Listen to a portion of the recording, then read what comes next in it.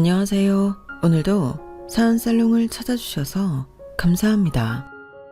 환갑을 앞둔 여성이에요. 저는 7년 전에 외동딸을 사고로 잃었어요. 남편 없이 혼자 키운 딸이라서 제 목숨보다 더 귀하게 여기던 아이였기에 상실감과 슬픔은 이루 말할 수 없었어요. 딸아이는 고등학교 동창과 결혼해 2살짜리 딸을 두고 있었는데 그 어린 딸을 두고 눈을 감으려니 얼마나 가슴이 찢어졌을까요. 그 생각에 저는 한동안은 자다가도 일어나 먹먹한 가슴을 주먹으로 치곤 했답니다. 그런데 세상에 그렇게 금슬이 좋았던 사위가 내 딸 앞으로 나온 거액의 보험금을 받자마자 딸 자식도 장모한테 내던지고 홀랑 도망을 쳤지 뭡니까. 세상에 믿을 놈 하나 없다고 하지만 그래도 믿었던 사위였기에 배신감은 이루 말할 수가 없었어요. 하루아침에 딸도 잃고 사위는 도망가고 밤마다 제 엄마를 찾는 손녀딸을 떠안게 된 저는 정말이지 살아갈 희망조차 없었어요. 내 인생이 왜 이리 기구한 건지 한숨만 나오는 나날이었죠. 그런데 1년 만에 집 나간 사위를 찾았지 뭡니까. 그럼 지금부터 내 딸 사망보험금을 들고 집 나간 괘씸한 사위놈의 이야기를 전해드리겠습니다. 이혼을 앞둔 부모가 가장 걱정하는 것 중 하나가 바로 자녀 문제일 거예요. 8년간의 결혼 생활을 끝으로 이혼을 결심했던 저 역시도 우리 딸 때문에 이혼이 망설여졌어요. 신혼 초부터 시작된 시어머니의 도를 넘는 간섭과 남편의 잦은 외도, 그리고 급기야 시작된 폭력까지. 이혼 사유는 처음부터 차고 넘쳤지만 딸아이를 생각해 이혼만은 않으려고 노력했어요. 내가 잘하면 달라질 거야. 주문을 외우듯 스스로를 다독여가며 버티는 시간이었어요. 지금 생각해보면 신혼여행에서 돌아와 시댁에 인사를 드리러 갔을 때부터 이 결혼이 잘못됐다는 걸 깨닫고 있었는지도 모르겠네요. 신혼여행지에서 사온 시부모님과 시누이, 시동생 선물을 꺼내자마자 어머님이 대뜸 이러시더라고요. 이거 누구 돈으로 샀니? 딱히 누구 돈이라고 할 거 없이 신혼여행 경비로 산 거라서 잠시 머뭇거렸더니 어머님이 깊은 한숨을 쉬시며 그러시는 거예요. 야, 내가 진작부터 말하고 싶지만 꾹 참고 있었다만 너 돈 쓰는 거 보니 오늘은 확실히 짚고 넘어가야겠다. 난 말이다. 내 아들이 고생고생해서 번 돈을 네가 펑펑 쓰고 사는 꼴은 절대 못 본다. 듣자 하니 너 다니던 직장도 그만뒀다며? 아니, 한창 젊을 때 열심히 일해서 돈 모을 생각을 해야지. 어떻게 결혼하자마자 일 그만두고 집구석에서 빤빤히 놀 생각을 하니? 내 아들이 네 물주니? 네 부모라도 돼? 왜 내가 금지어겨 키운 아들 등골 빼먹을 생각을 하느냐고. 네가 정 그렇게 일하기 싫다면 내 집에 와서 밥 타고 청소라도 해. 그러면 매달 파출부일당은 줄 테니까. 설마 이 정도도 못하겠다고 하지는 않겠지? 사실 제가 직장을 그만둔 건 제 뜻이 아니었어요. 제가 혼전 임신을 하기도 했고 남편이 제가 일하는 걸 반대했기 때문이거든요. 요즘은 혼수로 손주를 임신해 간다는 말이 있을 정도로 혼전 임신이 그리 큰 문제가 아니지만 저 때만 해도 남사스럽고 창피한 일이라고 여겨지는 행동이었어요. 그래서 친정 부모님과 시댁에 비밀로 했던 건데 이런 오해가 생기니 더는 입 다물고 있을 수가 없더라고요. 그래서 남편을 시켜 말씀드리게 했는데 그걸 들으신 시어머님이 불같이 화를 내시는 거예요.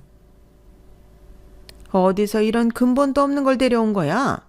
아니, 결혼도 안 한 여자가 몸을 얼마나 함부로 굴렸으면 결혼도 하기 전에 임신을 해? 네 친정에서는 이걸 알고도 나한테 이런 방구도 안 했던 거니? 딸 자식 교육을 이따위로 시켜놓고도 사과 한마디 않고 어쩜 그렇게 뻔뻔하게 굴 수가 있느냐고. 내가 이런 꼴 보자고 지금까지 기를 쓰고 산 거니? 아유, 내 팔자야. 며느리 하나 잘못 들여서 이게 무슨 개망신이야. 혼전 임신을 한 건 죄송하지만 그렇다고 애를 저 혼자 낳는 건 아니잖아요. 그런데 모든 흉은 제 몫이었어요. 제가 몸을 해프게 굴린 탓이고 제가 정도관념이 없는 여자인 거고 제가 시무모 알기를 개떡같이 안 탓이었죠. 그런데 말이죠. 이런 일방적인 결론을 내리는 시어머니보다 더 미운 사람이 있었어요. 그건 바로 혼전 임신의 공범인 제 남편이었어요. 제가 동정녀 마리아도 아니고 혼자 스스로 임신을 한 건 아니잖아요. 남편이 일조했으니 생긴 일이니까요. 그런데 어쩌면 그렇게 이기적으로 자기만 쏙 빠져나가는지 정말 세상에 믿을 놈 하나 없다는 생각이 들더라고요.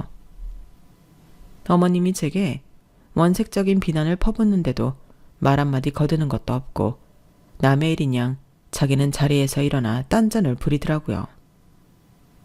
그때 그 인간의 실체를 알아봤어야 하는 건데 멍청하게 그런 인간과 수년을 살았네요.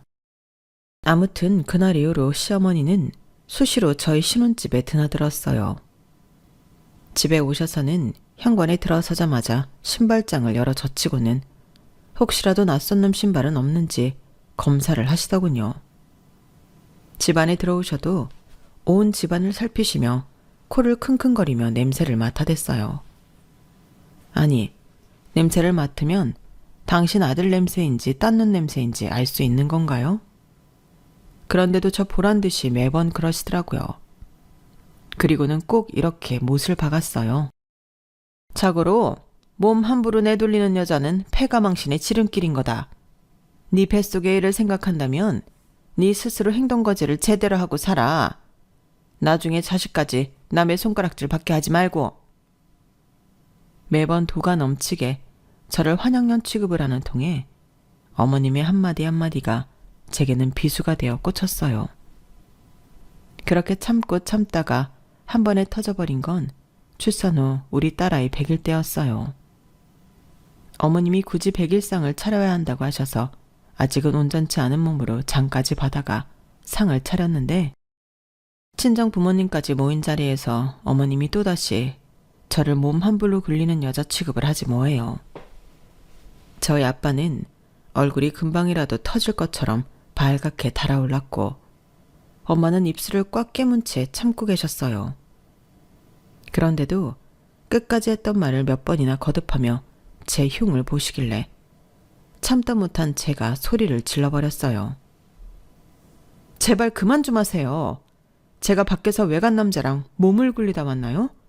어머님 아들이랑 합의하에 어머님 손녀 가진 것 뿐이라고요. 혼전 임신이라 못마땅하신 건 이해하겠지만 저 혼자 애를 만든 것도 아닌데 환양년 취급 좀 그만하시라고요. 그리고 당신은 왜 입 꼭 다물고 남의 집 일 보듯 하는 거야?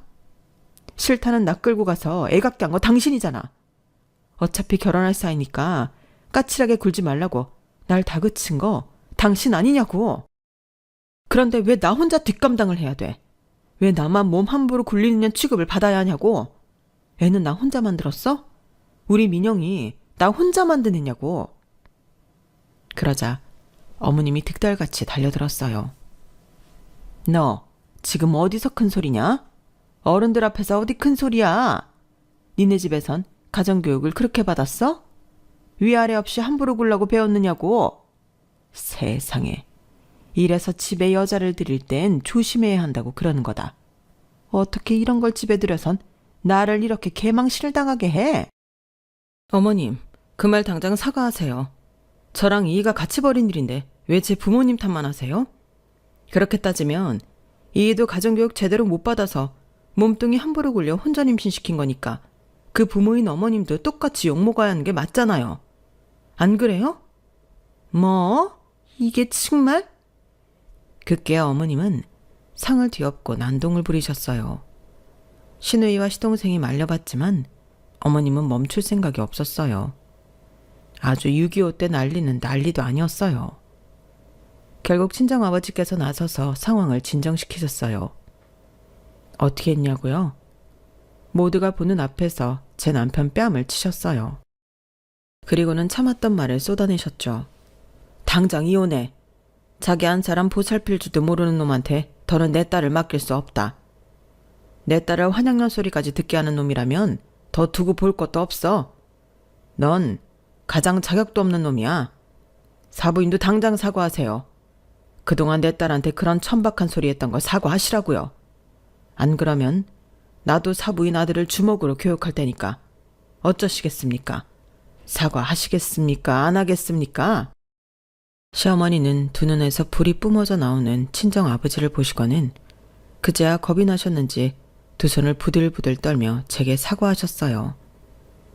남편도 다시는 이런 일이 없도록 자신이 가장으로서 처신을 잘하겠다고 싹싹 빈 후에야 친정 아버지를 진정시킬 수 있었어요. 아버지 덕분에 신혼여행에서 돌아온 순간부터 지옥 같은 시간을 보냈던 저는 그제야 한숨을 돌릴 수 있었어요. 하지만 재벌은 남주나요? 시어머니는 기가 막히게도 다른 이유들을 찾아가며 여전히 저를 괴롭히셨지만 그래도 신혼 때 했던 거에 비하면 아무것도 아니라서 대충 참고 넘기곤 했어요. 그런데 문제는 시어머니가 아니라 제 남편이었어요. 연애를 할 때를 빼고는 제게 선물을 했던 적이 없는 남편이 언제부턴가 출장을 갔다 올 때면 향수나 립스틱이나 스카프 등을 선물로 사오더라고요. 해가 서쪽에서 뜰 일이네? 당신 요즘 무슨 일 있어요? 왜 안 하던 짓을 하고 그래요? 그러자 남편은 뜨끔한 표정으로 발끈했어요. 하여간에 옆에 내라곤 해줘도 뭐라 그러네. 아 싫으면 관둬. 앞으로는 안 해주면 되잖아. 누가 싫대요. 난 그저 당신이 평소에 안 하던 거라니까 무슨 일이 있나 해서 그런 거죠. 화 풀어요 여보. 내가 미안해요. 선물을 받으니 기분은 좋았지만 이상하게 뭔가 찜찜했어요. 그래서 친구한테 그 얘기를 했더니 대뜸 그러더라고요. 네 남편 요새 출장도 잦고 주말에도 약속 있다고 밖으로 나가고 그러지 않니? 옷에도 신경 쓰고 안 뿌리던 향수도 뿌리고 말이야. 네가 그걸 어떻게 알았어? 혹시 밖에서 우리 남편 본 적 있어? 그러자 친구는 한숨을 푹 쉬더니 봐서 알겠니? 얘 명화야. 내 말 잘 들어. 암만 해도 네 남편 바람난 것 같다. 내가 그냥 하는 말이 아니야. 몇 년 전에 우리 집 양반 여자 생겼을 때 그때 딱 니네 남편 같았어. 평생 안 하던 선물을 왜 하겠니? 지들이 밖에 나가서 딴짓거리 하는 게 찔려서 그런 거야. 내 말 못 믿겠으면 언제 시간 내서 네 남편 뒤 밟아봐. 내 말이 맞는지 틀린지 알 테니까. 친구 말을 들을 때만 해도 우리 남편이 뭐 지네 남편 같은 줄 알아? 하는 생각을 했어요. 아무리 생각해도 우리 남편은 밖에서 여자 만나고 다닐 정도로 까진 사람은 아니라고 생각했거든요. 그런데 설마 했던 사실이 돼버리고 만 거예요. 출장 갔다 돌아온 남편이 욕실에 씻으러 들어갔는데 벗어놓은 속옷을 보니 처음 보는 팬티를 벗어놨더라고요. 그런 브랜드 팬티는 처음 보는 거라서 내가 사지 않은 게 확실했어요. 남편한테 따져 물었더니 사우나 갔다가 속옷에서 냄새가 나길래 하나 사 입었어. 그게 뭐 잘못이야? 당신 집에서 살림은 안 하고 엉뚱한 생각만 하고 있는 거 아니야? 가장이 힘들게 일하고 왔으면 집에서라도 편하게 쉬게 해줘야지. 왜 엄한 사람을 잡으려 들어? 그렇게 의심되면 내일부터 당신이 나 따라다니면 되겠네. 어떻게 사무실에 당신 자리 하나 만들어줘? 됐어요. 못 보던 속옷이길래 어떻게 된 건지 궁금해서 그랬어요. 말은 그렇게 했지만 그때부터 남편을 의심하기 시작했어요.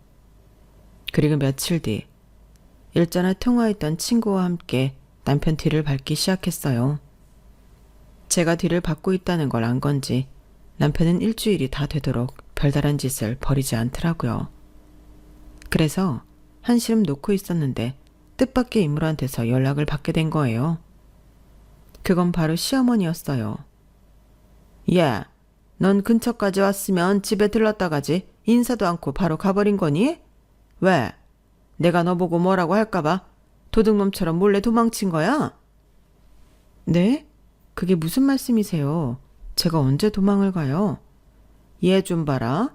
끝까지 우리발이네? 너 어제 우리 동네 왔었잖아. 내가 내 아들 차도 몰라볼까봐 그래? 우리 동네 땡땡 저수지 앞에 있는 유명한 찻집에 상훈이랑 같이 왔었잖아. 차만 떡하니 세워놓고 어디를 간 건지 한참을 기다려도 안 나오길래 그냥 돌아왔다. 보조석에 핸드백 놔둔 것까지 다 봤으니까 발뺌할 생각하지 마. 설마 했는데 남편의 불륜은 사실이었던 거예요. 게다가 다른 사람도 아니고 어머님이 당신 아들 불륜 현장을 잡아서 며느리한테 알려준 셈이니 웃어야 할지 울어야 할지 모르겠더라고요. 어머님 말씀대로 보조석에 여자 핸드백까지 있었다니 확실한 증거였으니까요. 그 후 흥신소 사람을 붙여 남편 뒤를 조사시켰더니 같은 회사 여직원이랑 1년 넘게 만나온 사이라는 걸 알 수 있었어요.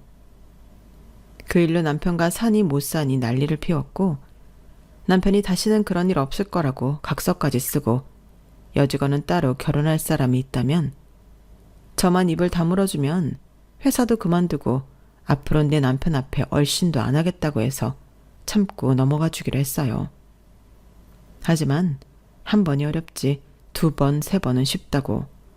그 후로도 남편은 여자 문제를 일으켰고 결국 이혼을 결심하게 되었어요. 남편의 마지막 불륜 때는 이미 이혼을 결심한 상황이어서 두 연놈을 간통으로 고소했기 때문에 자연히 이혼까지 이어지게 되었어요. 남편이 여자 문제를 일으킬 때마다 딸아이를 생각해서 참고 넘겼는데 이놈의 인간이 지가 무슨 짓을 해도 내가 이혼을 안 할 거라고 확신을 했는지 날이 갈수록 더 가관이더라고요. 게다가 부모가 매번 이런 일로 싸우는 모습을 보이는 게 딸아이한테는 교육적으로도 안 좋을 것 같아서 이혼을 하게 됐어요. 결심을 하기까지 8년이나 걸렸지만 막상 하고 보니 그동안 뭐하러 참고 살았나 싶더라고요. 물론 딸아이 입장에선 아빠 없이 살아야 하니 여러모로 힘들겠지만 그래도 밖에서 딴짓하는 아빠가 있는 것보다는 그리움을 가지고 떨어져 사는 게 낫겠다 싶었어요. 다만 딸아이한테는 우리가 왜 이혼을 했는지 그 이유는 비밀에 붙였어요. 나한테는 죽일로 밀지언정 딸아이한테는 그런 아빠로 기억되게 하고 싶지 않았거든요. 하지만 하늘 아래 비밀은 없다고 제가 모르는 사이 딸아이도 지 아빠가 어떤 사람이었는지 알게 됐던 모양이에요. 정확히 누가 얘기를 해줬는지는 모르겠지만 제 친정 식구들을 통해 들었을 거라고 짐작해요. 대놓고 아이한테 말은 안 했을지 몰라도 말이죠. 그래서 그랬는지 딸아이는 자라면서 단 한 번도 제게 아빠가 보고 싶다는 말을 하지 않았어요. 그래서 딱히 아빠에 대한 그리움이 없나 보다 했는데 그건 아니었더라고요. 딸아이는 고등학생 때부터 같은 반 남자아이 하나랑 단짝처럼 친했는데 그 아이한테는 자기 속 얘기를 곧잘하곤 했던가 봐요. 우리 딸이 그렇게 믿고 의지했던 친구는 다름 아닌 사위였어요. 사위는 우리 가정보다도 복잡한 가정사를 가지고 있었어요. 어릴 때 부모님이 이혼을 해서 엄마랑 둘이 살았는데 몇 년 뒤 엄마가 재혼을 하는 바람에 아빠한테 와서 살게 됐던가 봐요. 아빠 역시 재혼을 해서 가정을 이루고 있는 상황이라서 사위는 새엄마 입장에서 눈에 가시였을 거예요. 거기까지만 해도 충분히 힘들었을 텐데 고등학교 1학년 때 아빠마저 세상을 떠나셨다더군요. 새엄마라는 사람은 남편이 남긴 유산을 제 사위와 나눠야 했지만 그러기 싫어서 데리고 살았던가 봐요. 말이 데리고 사는 거지 애 교복 한 번 빨아주지 않고 따뜻한 밥 한 끼 차려주지 않았으니 한 집에 사는 이웃이나 다를 바 없는 상황이었어요. 제 딸은 그런 사위가 가여웠는지 저희 집에 데려와 밥도 같이 먹고 공부도 같이 하곤 했어요. 그러다 집에 마땅히 먹을 만한 게 없을 때면 당시 제가 하던 김밥집에 사위를 데려와서 같이 끼니를 해결하곤 했어요. 부모의 이혼으로 아픔을 가진 공통점 때문이었을까요? 딸아이와 사위는 이성 친구임에도 불구하고 자신의 속 이야기를 터놓는 사이이기도 했어요. 딸아이가 고등학교 2학년 말쯤에 전과 다르게 굉장히 신경질적으로 변한 적이 있었는데 그때 걱정하는 제게 사위가 그러더라고요. 실은 얼마 전에 민정이한테 모르는 번호로 전화가 왔었는데요. 민정이 아버님이랑 재혼하신 분인데 민정이 아버님이 위독하시다고 문병 좀 와줄 수 없냐고 그랬나 봐요. 딸아이 입장에선 오랜만에 연락된 아빠가 생사를 넘나들 정도로 위독하다고 하니 안 가볼 수가 없었던가 봐요. 하지만 병문안을 가자니 괜히 엄마를 배신하는 것 같아서 미안하고 안 가자니 마음에 걸리고 그랬나 보더라고요. 아주머니, 제가 말했다고는 하지 말아주세요. 민정이 딴에는 저를 믿고 한 얘기일 텐데 제가 아주머니께 말한 걸 알면 앞으로 저한테도 마음을 닫을지도 모르거든요. 제가 욕을 먹는 건 괜찮은데 앞으로 민정이가 아무한테도 속 얘기를 안 하고 혼자 끙끙 앓게 될까봐 그게 겁이 나서요. 사위의 마지막 말에 남편이 위중하다는 사실보다 더 많이 놀랐어요. 그저 어린애라고 생각해왔는데 속이 참 깊은 애라는 생각이 들었거든요. 그래서 우리 딸이 사위한테만큼은 속을 털어놓고 지내는 게 아닌가 하는 생각도 들었어요. 그래서 수소문 끝에 남편이 입원한 병원을 알아내서 딸아이를 데리고 병문안을 갔어요. 그런데 세상에 이놈의 인간이 끝까지 인간 같지 않은 짓을 하지 뭐예요. 글쎄 제 딸한테 간이식을 해달라고 그러는 거예요.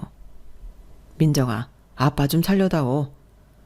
우리 딸이, 그러니까 민정이 네 동생이 이제 겨우 7살이야.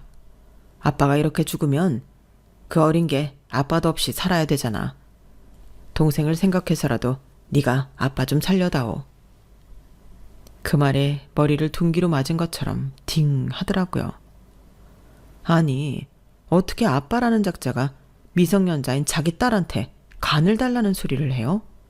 그것도 재혼해서 낳은 자식을 위해 살아야 한다고 하면서요. 그래서 단칼에 거절하려고 했는데 딸아이가 먼저 말을 꺼내더라고요.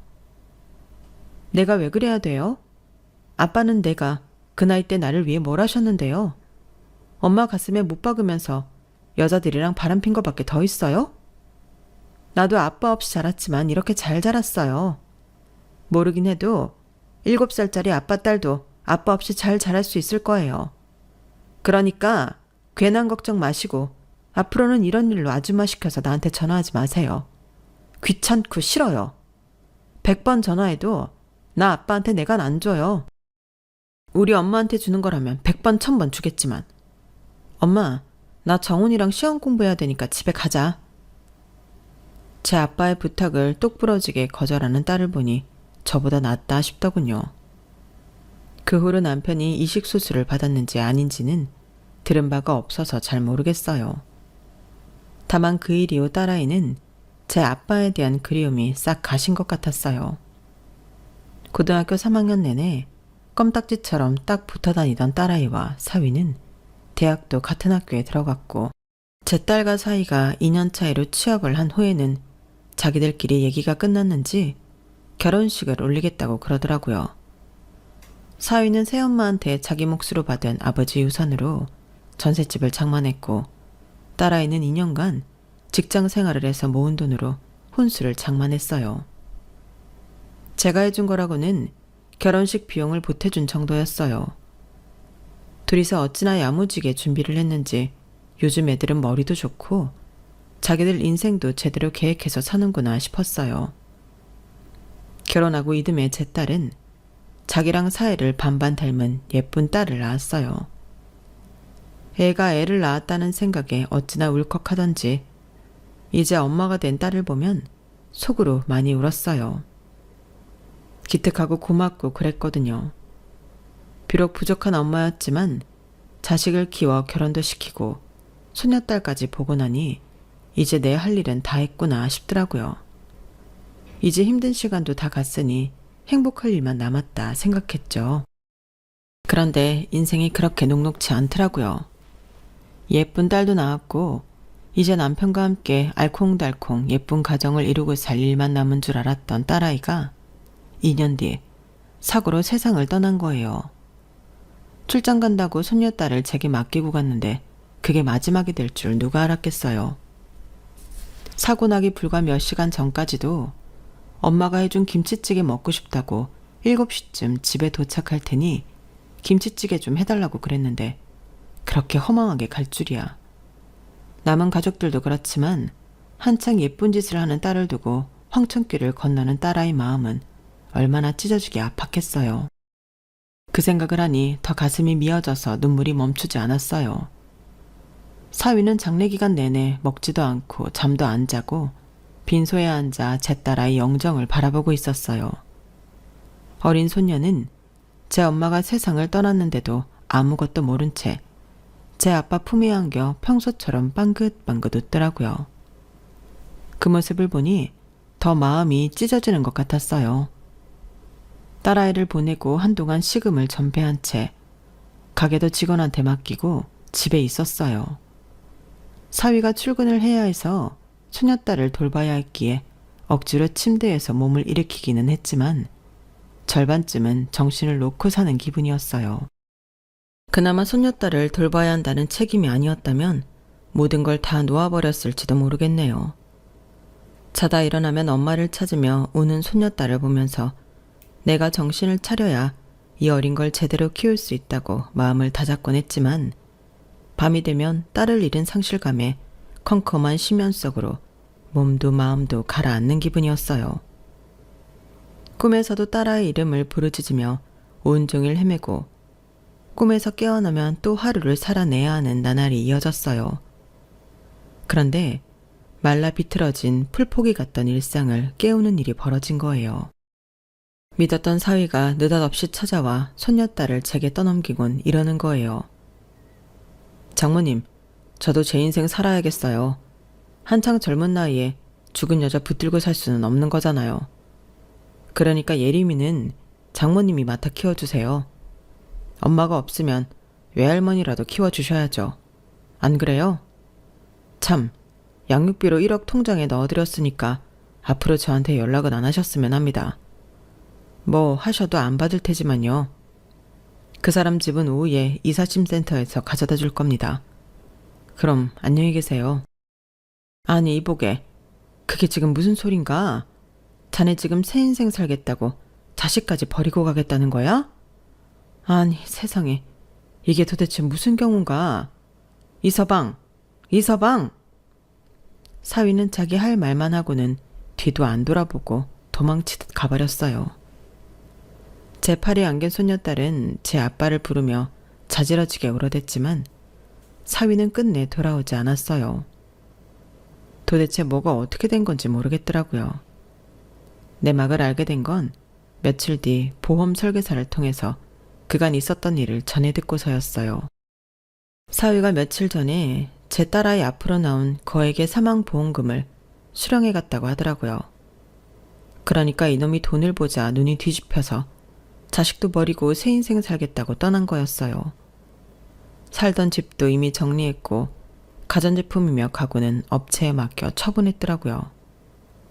손녀딸 물건과 딸아이 물건은 따로 박스 몇 개에 담아 업체 사람들이 전해주고 갔어요.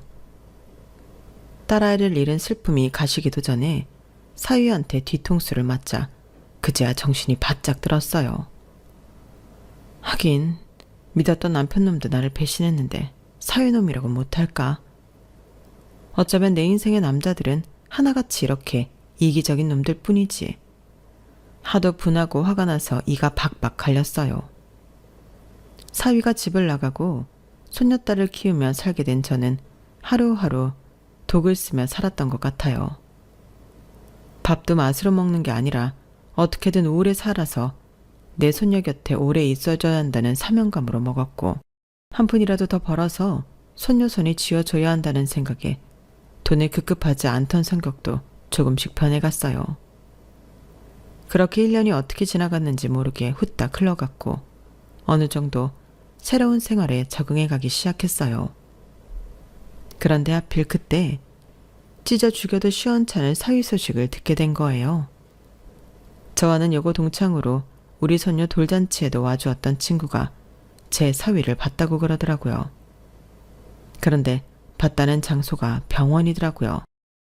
아주 다 죽어가더라고. 살이 얼마나 빠졌는지 나도 하마터면 못 알아볼 뻔했다니까? 명아, 너 정말 몰랐어? 자식도 버리고 가더니 아주 꼴 좋다. 내 남편놈도 그렇고 사위놈도 천벌 받은 게지. 돈도 많으니 죽을 병 아니면 어떻게든 고쳐서 살겠지 뭐. 그놈이 죽든 말든 이제 나도 상관없어. 말은 그렇게 매정하게 했지만 저도 사람인데 어떻게 사위 소식을 듣고 멀쩡할 수가 있겠어요. 그래서 손녀딸을 어린이집에 보내놓고 사위가 입원해 있다는 병원으로 갔어요.